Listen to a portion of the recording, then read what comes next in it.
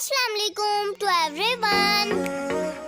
Sorry यार, वलीमे का vlog कुछ लेट हो गया था क्योंकि मेरी बर्थडे आ गई थी। अब मैं आपको बताता हूँ कि मैंने वलीमे की दावत कैसे अटेंड की।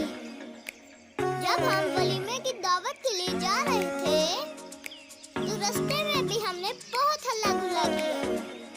ये तो आप जानते हैं कि हल्ले गुल्ले के बगैर तो मुझे भी मजा नहीं आता। रास्ता भी काफी लंबा था। हमने रास्ते में रुककर बाकी गाड़ियों का वेट किया ताकि सब इकट्ठे जाएं।